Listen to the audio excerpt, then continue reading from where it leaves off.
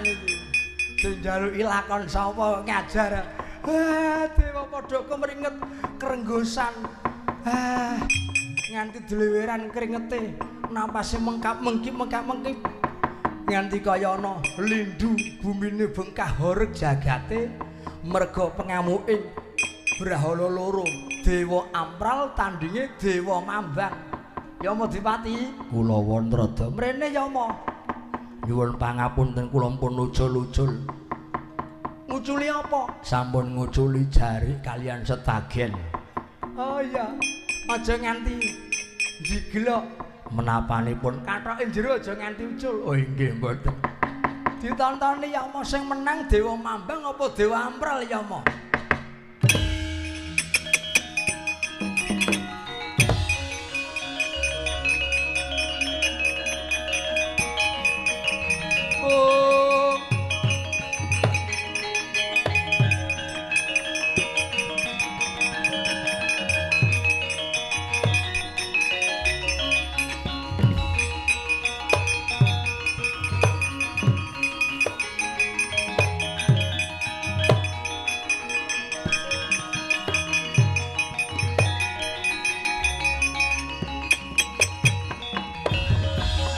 Dananira layung kumel kucemranyo maratani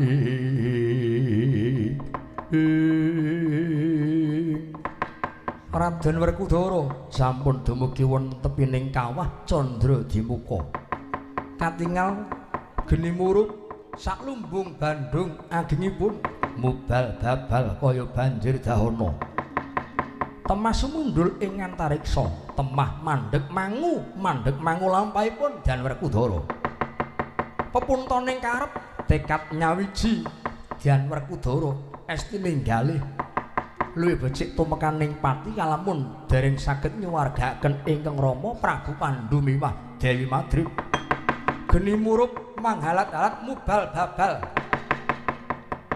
pepuntaning karep Dan Werkudara nedya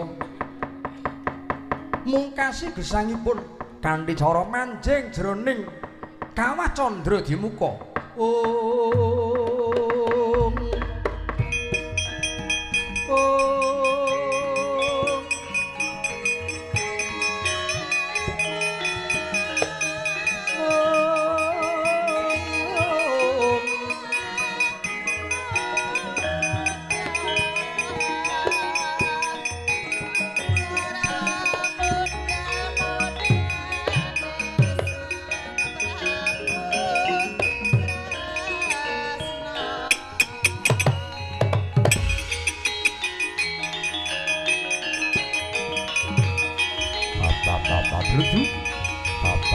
Bledu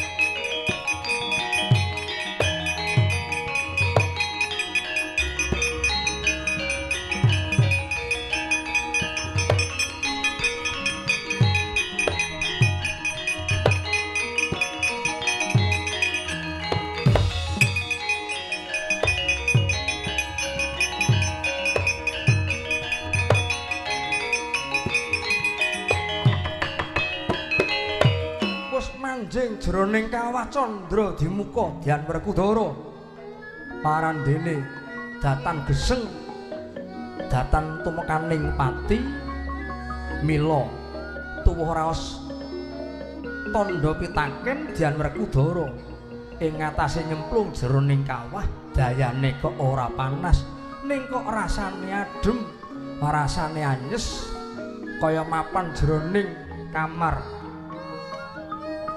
mangkono gereng-gereng satemah geru-geru sesambate Dan Werkudara miling-miling hangulati kaya kinjeng tanpa suca esti ninggalih angupati dunungipun ingkang Rama nenggih Prabu Pandhu miwah Dewi Madrim ingkang kasiksa mapan jroning kawah Candra Dimuka bocap saking katebian wonten priya lan wanita tansah kekanten asta cat katon cat boten nenggih sukmanipun Prabu Pandhu Dewanata nganti ingkang garwa Dewi Madrim dupi mulat saking katebian ana titah gagah runggah-runggah kok manjing jroning telenging kawah tinarka titah kang wis tumekaning pati mangkono sukmanipun Sang Prabu Pandhu miwah Dewi Madrim nyaketi unggianipun Dian Werkudara ingkang katemben prapta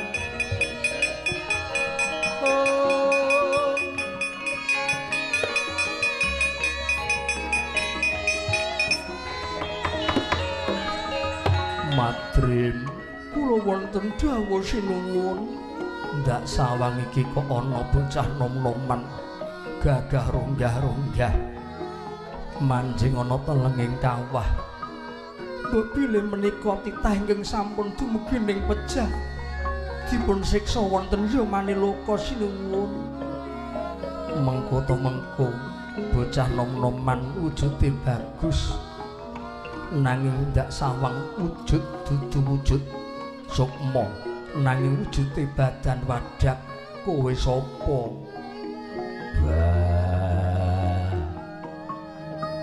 ana swara lan ana wujud cat katon cat ora dene yen kowe kepengerti karo aku panenggak Pandhawa Satranja Dipati aku Werkudara kowe Werkudara iya iki ana wong lanang wadon disiksa papan telenging kawah nggih maragake waspadakna kengkang dicetha satemene aku iku Sudarmamu aku Prabu Pandhu Dewanata aku ibumu Ibu Madrim nggih Werkudara wah Bapak Pandhu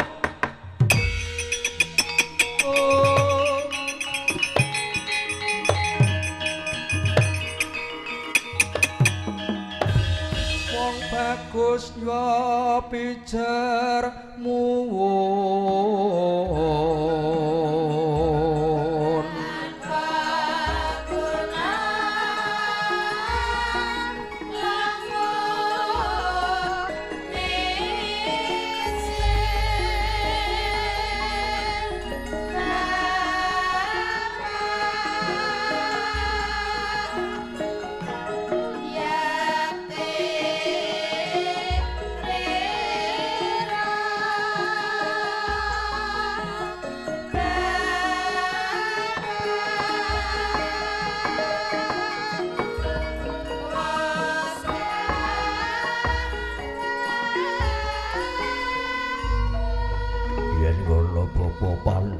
Madrim aku tak melu kowe Bapak Pandhu yogaku nggih Werkudara jeneng sira iku isih tumitah ana ing jagat gumelar sinampiran pakaryan dadi satriyaning praja aja nggih mungsa ngelak wanci mundhak kurang prayoga kedadiane lamun to jeneng sira mati kang durung pinusi keparinging Gusti kuwi peranganing mati ingkang nista patine bakal nglambrang sukmane mapan ana kayu lan watu temah bakal dumunung ana ing alam pengerantunan anakku nggih Werkudara prayogane kowe bali wah Ibu Madrim Bapak Pandhu aku ora arep bali ning Ngamarta beda apa Werkudara dadi satriyaning praja yen nyatane aku nyawang penandhangi Bapak Pandhu lan Ibu Madrim disiksa ana ing kawah Candra Dimuka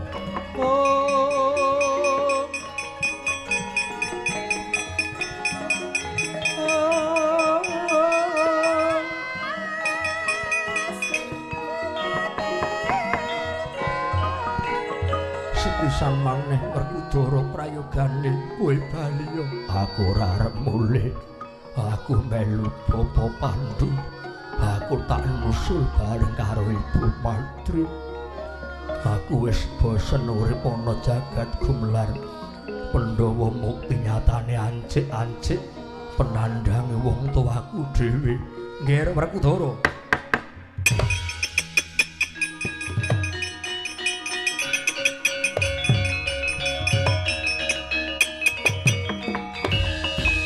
Jeneng kita isih tumitah ana Madyapada, aja nggege mangsa gelak wanci. Yen kita njaluk mati mongko durung pinusih keparingi Gusti, sukmane bakal nglambrang. Mongko raga wis dipetak, wis dipendhem ana ing bumi. Sukma bakal bingung, munggah ning lawange swarga durung tinarbuka, bali manjing ana ragane wis bosok. Usana sukma jati-jatine urip bakal manggon ana ing alam pengrantunan. Werkudara bali yo. Aku ora arep bali. Beda apa aku dadi satriyaning praja nyatane. Aku nyawang Bapa Pandhu Ibu Madrim disiksa ning Yamaniloka.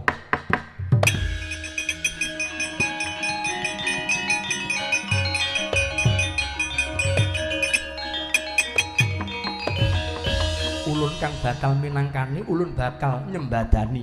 Gegaran Werkudara wong kang tekun satemah entuk teken katekan kang ginayuh.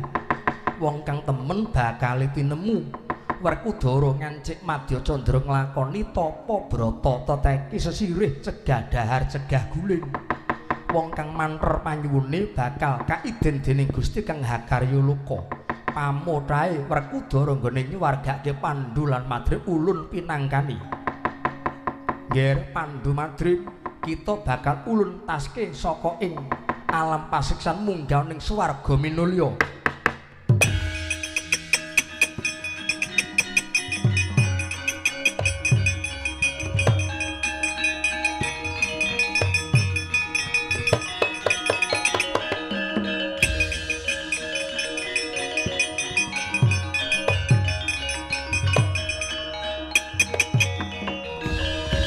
Werkudara bali ning Madyapada tutup nanggon kita labo-labet tumrap negara Ngamarta.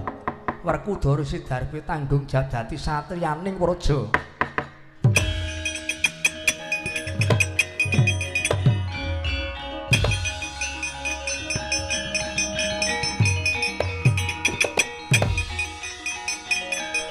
Yo yo yo yo yo yo ayo.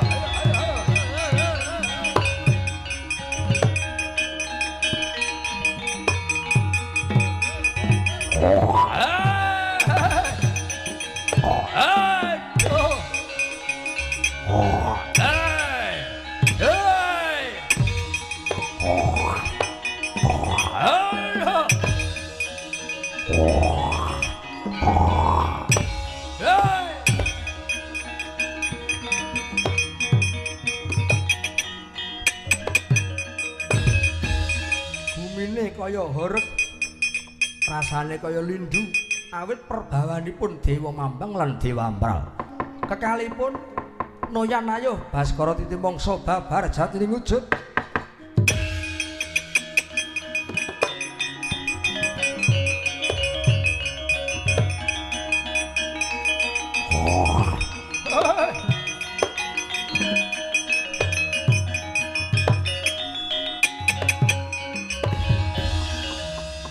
Koko Prabu ingkang mimba dados Dewa Mambang, Yai Punta mimba dados Dewa Amral. Wonten dawuh menapa? Lah inggih lumantaripun Kakang mimba Dewa Mambang menika badhe nyandhet kamurkanipun Yai Punta. Tiyang gesang menika sampun ngantos ngujo dhateng hawa napsunipun piyambak. Temah ambabiwuta tumindakipun. Nanging Yai Punta yen saged nyandhet tumangkaring hawa nafsu saged jelma watak ingkang utama. Beda menapa kula gesang nyatanipun boten saged saringan kaliyan para kadang Pandhawa. Gegaran ati ingkang temen miwah sabar tawakal Dimas Werkudara dipun sembadani dening pukulun jagat Grinata nyuwargaken Paman Pandhu lan Bibi Madrim sampun dipun entasaken saking alam pasiksan minggah wonten ing swarga minulya Yai Punta.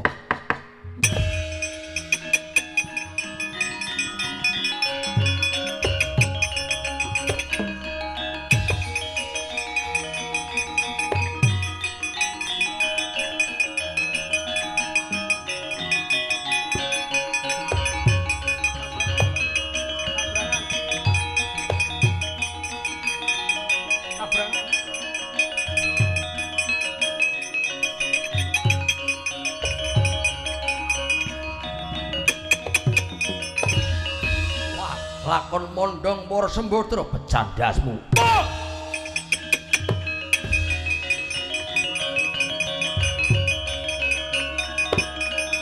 Yey! Wah! Mondo! Wah! Bos! Bos! Wah! Bos!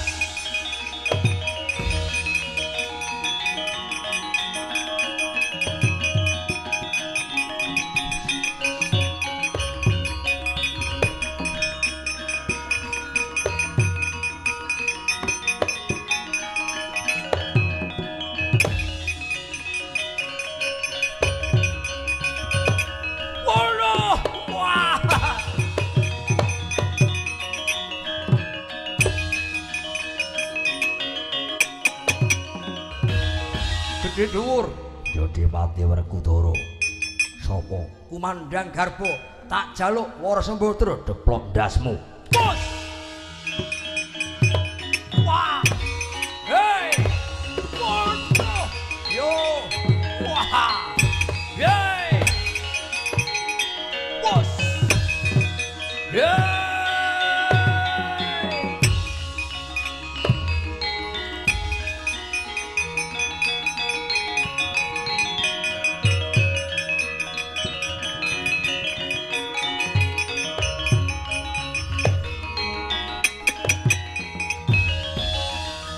Napa Kakang Durna ajeng goleki Wara Sri Kandi ajeng kula gandrung ayune tumpuk undung dasar ayu langkung wong ora bener mboten usah nembang nggih pun sakniki lho lah kok Werkudara murid dengar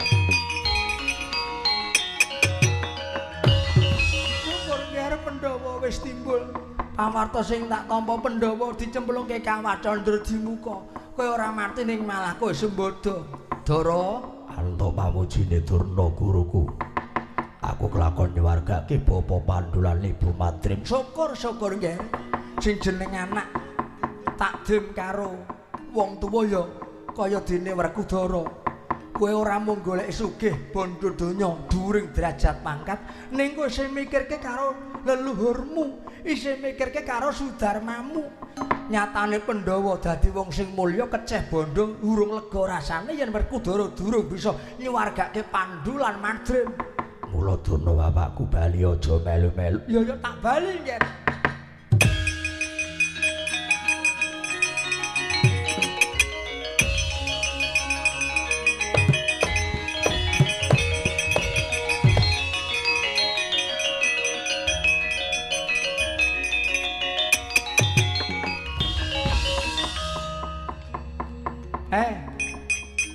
Caraka balik tampan ana.